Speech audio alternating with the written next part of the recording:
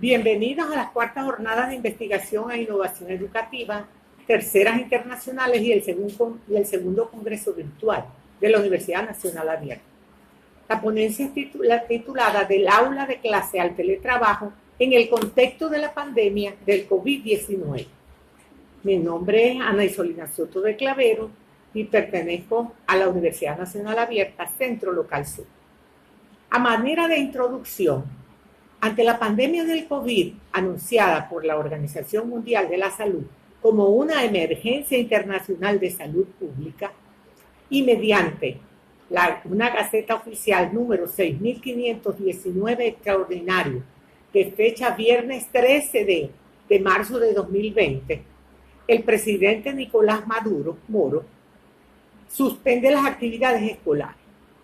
De inmediato, los ministros Aristóbulo Istúriz y César Trompis, con competencia en materia de educación, emitieron resoluciones acerca de la implementación de los planes Cada familia una escuela y la universidad en casa, donde docentes y estudiantes abandonaron las aulas ante la situación general. Ese abandono de las aulas de clase tomó a más de una institución desprevenida por no saber cómo enfrentar este escenario y generaba dudas de cómo los docentes podrían cumplir dichos planes cuando ellos desde sus casas debían cumplir su jornada, pero a distancia. Es allí donde toma conciencia y promover la implementación del teletrabajo tanto para las instituciones del sector público como las instituciones del sector privado. Pero ¿por qué implementar el teletrabajo? Porque el teletrabajo significa llevar el ejercicio de la actividad laboral bajo relación de dependencia a través del uso de herramientas tecnológicas, donde las actividades se realizan en un lugar distinto del centro del trabajo u oficinas del empleador. Esto lo señala Eurofound y la OIT en el 2019. Este teletrabajo planteó desafíos a los docentes. Primero, en la adaptación de esos horarios que llevaban en una aula a los horarios que va a llevar desde su casa. El segundo desafío fue lograr ese lugar de trabajo en una casa donde es una vivienda familiar y no presenta condiciones laborales. Y el tercer desafío es con qué herramientas tecnológicas iba a utilizar.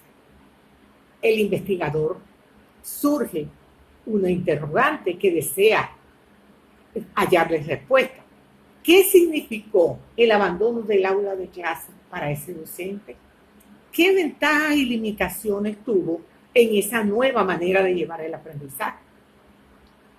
Todas estas fueron razones para aspirar, realizar un estudio que explorara y analizara las respuestas acerca de la vivencia de los docentes ante lo que significó para ellos abandonar el aula de clase cuando inició la pandemia COVID-19.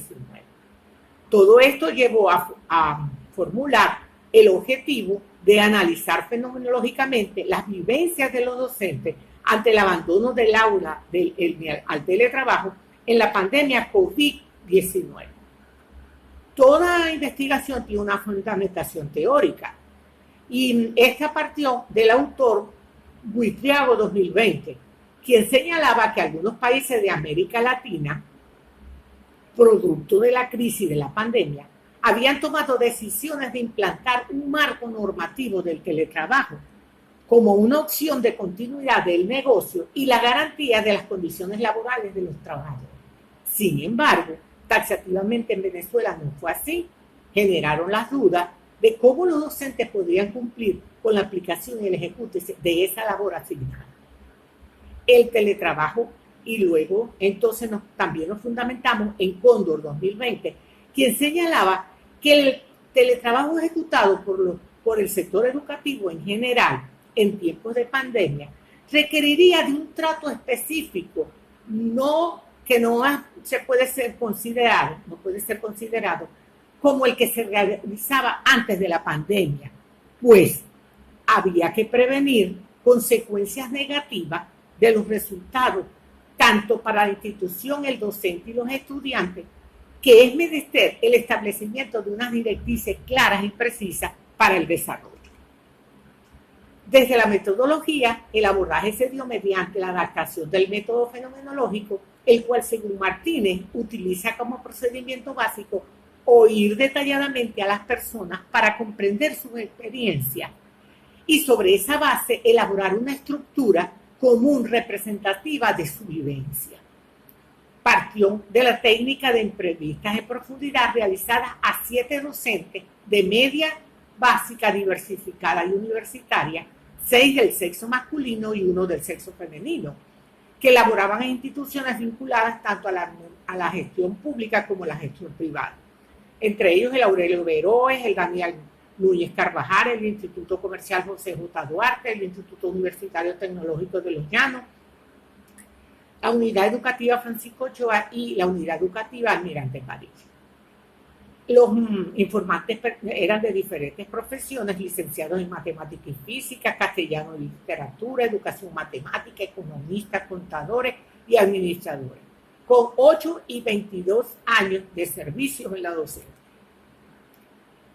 Una vez que se tienen ya las entrevistas preparadas, aparecen unas descripciones protocolares en las mismas, que según Leal se procede a su estudio y análisis, a fin de encontrar en ellas significados esenciales, pasando por los pasos de la reducción eidética hasta llegar a una estructura, a una etapa estructural a mostrar. En ese primer paso, cuando se contabilizaba en cuántas intervenciones realizaban estos docentes en cada una de las entrevistas, llegamos a totalizar en los 7, 91 intervenciones verbales, las cuales son agrupadas por aspectos.